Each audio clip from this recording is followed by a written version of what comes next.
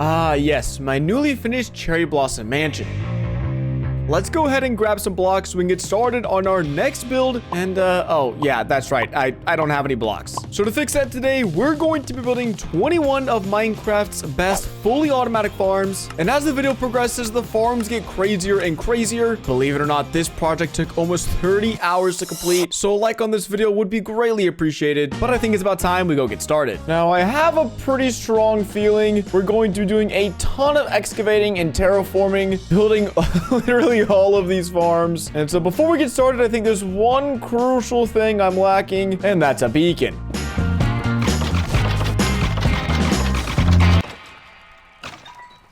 Hey, our first skull only took me like 30 minutes and 30 wheeled skeletons, but we got it. Come on, let's get back to backs. Let's do it again. Oh. I'm getting bored of this.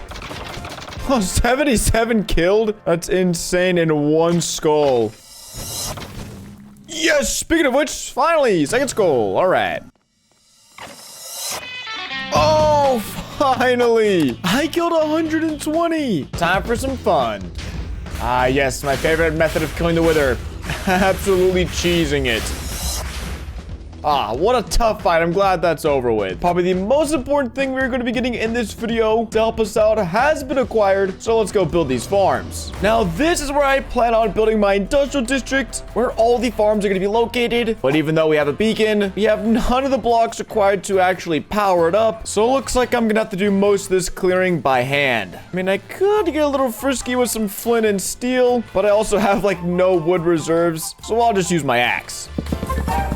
All right, with 100 by 100 area clear, let's get to work on the first farm. A lot of the automatic farms that I'm going to be building in some way, shape, or form will require villagers, so I thought it'd be smartest to start off my industrial district by building a fully automatic villager breeder that makes anywhere from 6 to 12 a day. All right, with the farm all but done, we're missing the most crucial part, and that's obviously villagers. But luckily, I already have some villagers, and using some nether portal magic, we can get this fella exactly where he needs to be.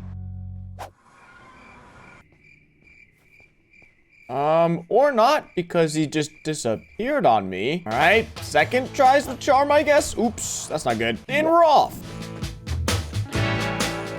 And just like that, our 2 villagers are in the breeder, which means we just need to add a few more things.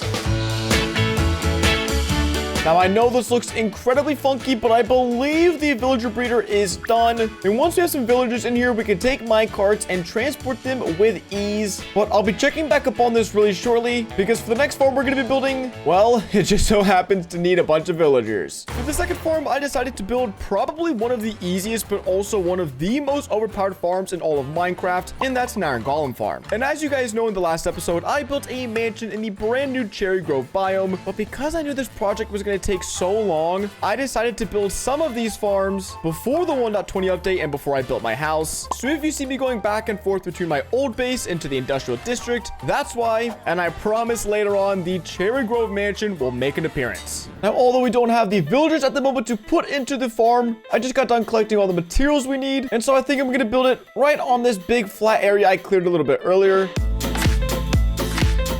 And this is the part where I'm supposed to bring in the villagers, but because I just got this villager breeder started, there's none for me to grab. We'll see if I can't help expedite the process a little bit. We can do this hopefully by planting carrots, bone mealing them, and then feeding the extras to the villagers. Oh, and there we go. Hey, little man. Another farm that's super easy to build is a cow farm because it doubles as a food farm and also as a leather farm. But funny enough, the hardest part of actually building this farm is getting these pesky cows in their place.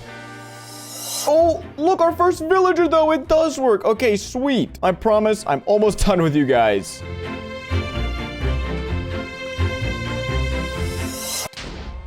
Again? Bro, these creepers are going absolutely berserk on me right now. All right, but now our cow farms are done. We just need to get 24 in each pen, and the drops will be rolling in. All right, if we did this right, we should flick this lever, and a villager is happily on their way. Perfect timing. All the villagers are in their beds. And with it becoming nighttime, we can move our zombies into the farm so this bad boy can start producing some iron golems. And in he goes. And with that torch, the farm is now fully operational. Just have to get rid of this guy. And then the new iron golems should be spawning. Ah, what a beautiful sight. And with that, farm number 3 is done. Now, all of our farms up to this point have had pretty specific purposes, but I can't say the same for this next one because I decided to build a little chicken coop that would hopefully provide us with enough eggs for any project we would ever need in this world. And it just so happened the farm I'm building right next to this chicken coop is a fully automatic chicken farm that'll provide us with infinite food and also an infinite source of feathers. It was really nice to knock these 2 farms out of the way super fast because our next farm was going to be the biggest one yet. Now, this is the outline for my fully automatic villager food farm, where on each side there's going to be 2 different layers of crops, where we're basically going to be using the same principle, but instead of them breeding with villagers, they're going to be harvesting, collecting them, and then throwing them into a hopper for me. And oh, I'm excited to build this one. I'm so happy I built this farm first. Oh my gosh, it's so easy. It's so nice just yoinking villagers like that. So much better than dealing with stupid boats. Alright, so I believe the first 2 layers are done. We've got carrots over here and wheat over here, which are 2 more farms we can check off the list. Now it's time to add potatoes and beetroots. With all the villagers in place, I believe all that I have to do is chuck on a roof. And then I think this bottom section might already be working, but I have no clue how to check the chest right now. So I gotta figure that out as well. All right, through a pretty clever system with some trapdoors, we can access everything and we can see that these guys have actually been put in some work. And no, they haven't been producing these blocks. They just got stuck in the system. But that is 4 more farms checked off the list. Carrot, wheat, beetroot, and potatoes. And while working with crops, let's go and build some more easy crop farms. Now, the first of these farms is going to be a pretty simple sugarcane farm, and that's because one of the biggest problems I've been having ever since I got my elytra is I'm just always super low on fireworks. I mean, look at me. I've only got 6 to my name right now. So a simple but fully automatic sugarcane farm should help me make sure I never run out of fireworks again. Right, and when the chest in place, all that's left is for me to go snag some sugarcane. All right, now we just need to pretty this up a little bit, but to make sure this works, so you have to put that right there. Boom, sugarcane gets broken and stored in this chest. Alrighty, and that makes farm number 9 done. And I think we have just enough room over here to squeeze in farms 9 and 10, which will be some melon and pumpkin farm. All right, so to my understanding, the melon farm is actually pretty simple. We just dig out this 9 by 10 hole, place a chest and some hoppers, but I'm all out of hoppers. However, I think our iron farm has been putting in a little bit of work. Yeah, we've got about 5 stacks of iron blocks, and our farm happens to be overflowing. However, for now, we'll finish up our collection system, which uses a hopper minecart on some powered rails. Oh, we got to make sure they're actually powered to discreetly pick up all the drops from this farm. Then we just cover it all up, smack some water in the middle, and then we make sure we hoe the farmland into this checkerboard pattern. We're going to need some of these, and we only have 7 pumpkin seeds. So let me see if we can't fix this with a little bit of bone meal. But while we wait for those, we can get the pistons in place, which can be kind of tricky. Alrighty, we got them all in place. Last thing is a little bit of redstone,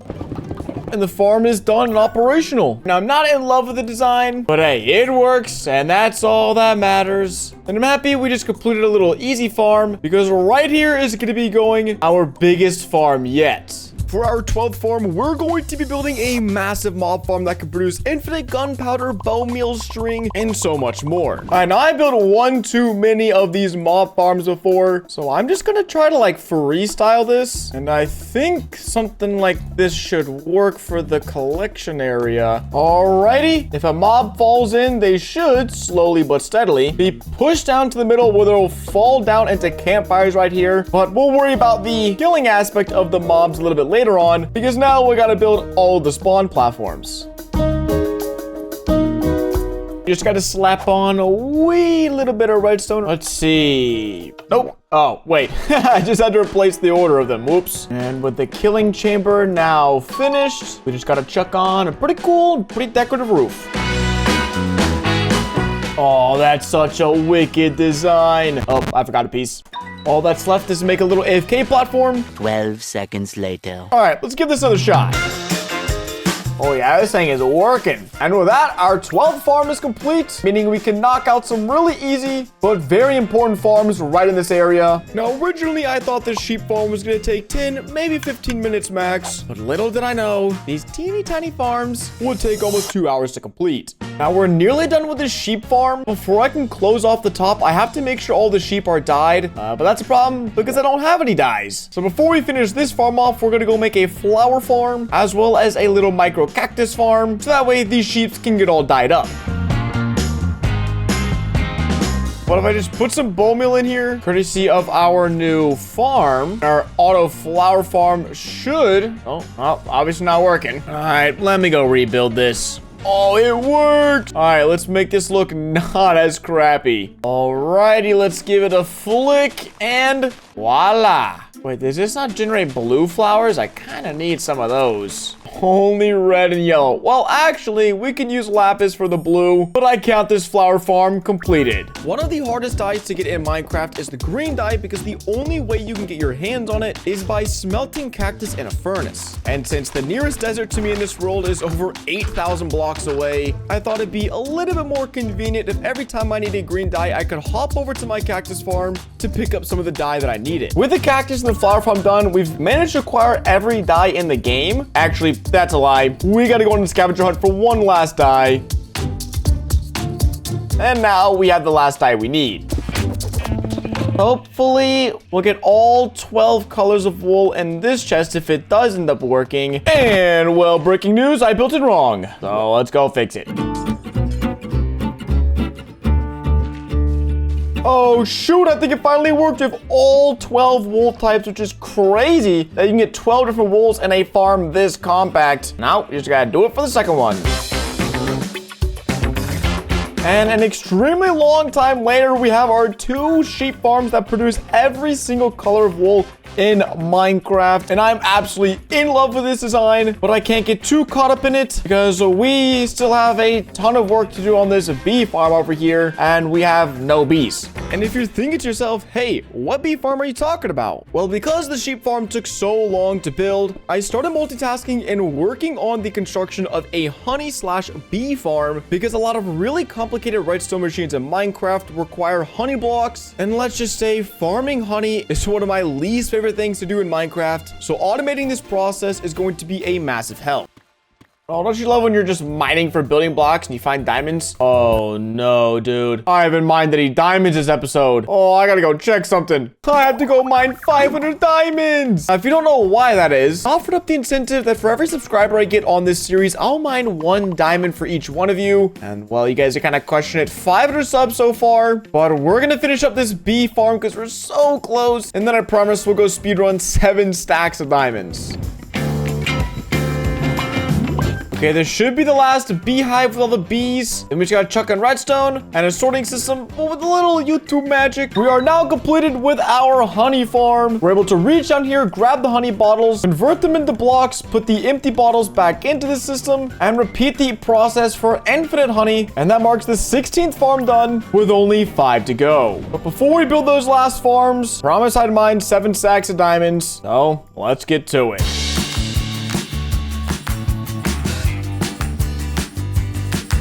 Well, 3 hours and 4 stacks of diamonds later, we made a dent, but honestly, I'm itching to get back to building some farms. And so it's time to fly back, get started on number 17. So far, every single one of the farms I built has been able to be in this spawn chunk location. But for the slime farm, we're just gonna have to take a little short flight to a swamp biome that is a few hundred blocks away. Alrighty, and this will be our base of operations for our slime farm.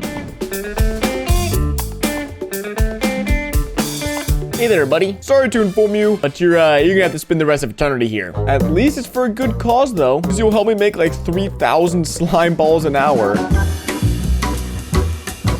And boom, one more small piece of the puzzle left to do, and that's to put this glow lichen, however you say it, on the roof for some reason. All right, and now it is AFK time. All right, let's do a quick 5-minute AFK test to make sure this bad boy works. Let's go take ourselves a look at the chest room. Oh, that's a problem. And it looks like we've also kind of created another a mob farm. We obviously are getting slime balls. But hey, listen, I'll take it because I know we're going to need a ton of them. But with our 17th farm complete, it's time we head to the Nether and build our first farm that's in a different dimension. And that's right, you guessed it. We're building ourselves a fully automatic gold farm. And now's the fun part of mining and collecting an absurd amount of magma blocks. All right, just snagged the last bit of magma we need. And there's just a few more items on my list. And one of those things just so happens to be some turtle eggs. And I hate doing this, but I'm gonna need you to give me the eggs. Oh, 4, perfect. We can go build the farm now. All right, now that we're in the right biome in the right area, we can get to work. Now, I've built some rather extravagant gold farms in my time, but even though this one is much smaller in stature, it still provides around 100 gold blocks per hour of AFKing it, which is perfect because let's just say my next project might need a lot of golden apples. Well, note to self, don't try to hot swap your elytra in midair. All right, we're done. Let's go AFK this bad boy.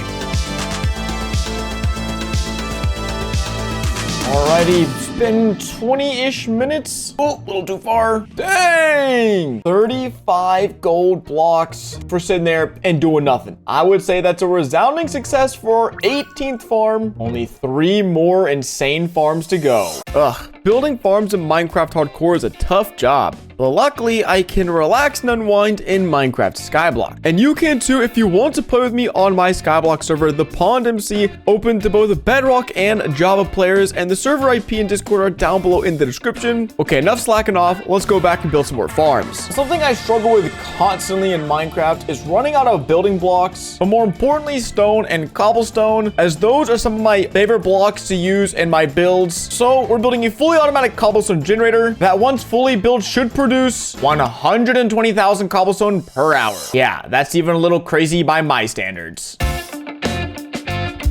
All right, I think the farm is done. Let's just, oh, yes. Oh, look at that. Wait, it just blew up the repeater. What happened to the repeater? Oh, hopefully that didn't break everything. It sounds like there's stuff going on. Is this actually working? Holy, dude, it's working. We're gonna leave this running for like 10 minutes, okay? Let's go see, wait for the TNT to clear, and then we'll head down. Oh, my, that, dude, bro.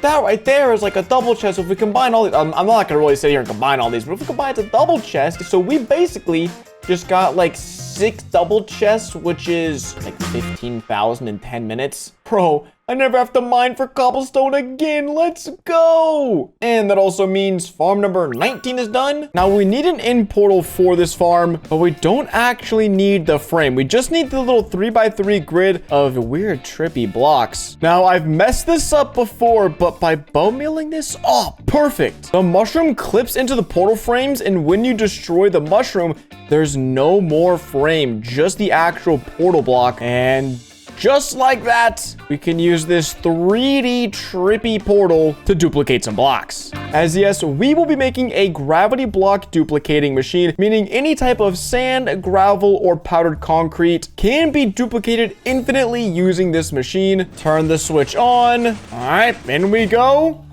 And the sand, oh my gosh, there's so much. If I ever need a ton of sand, I will, of course, make a much better collection system than this because there's an obvious, like, look, there's an obvious bottleneck here, but this was just more of me getting this farm set up and showing you guys how absolutely busted it is. But with the 20th farm built, there's only 1 to go. So believe it or not, in these 2 shulkers is all the materials you need to produce the single-handedly most overpowered tree farm in all of Minecraft. Now, there's a good chance many of you have never actually seen this design before, and that's because the tutorial out there only has a few thousand views. But it just goes to show that just because a tutorial is popular doesn't mean it's always the best fit for you. I love maximizing efficiency in Minecraft, and that's the reason I built all 21 farms today. They're not the flashiest, they're not the most overpowered, and they're definitely not the biggest out there, but they suit my needs, and they're going to give me literally infinite materials to help build so many of my project moving forward. And with that being said, I think we're wrapping up our 21st and final farm, so I can just sit here here, completely leave my house for days on end if I wanted to. And in theory, I would be able to come back to a fully functioning wood farm that would have never broken. Well, listen, as much as I want to sit here all day using all my brand new farms, this place could really use some tidying up and a little bit of polish. So I think it's about time we add some. And for the grand reveal,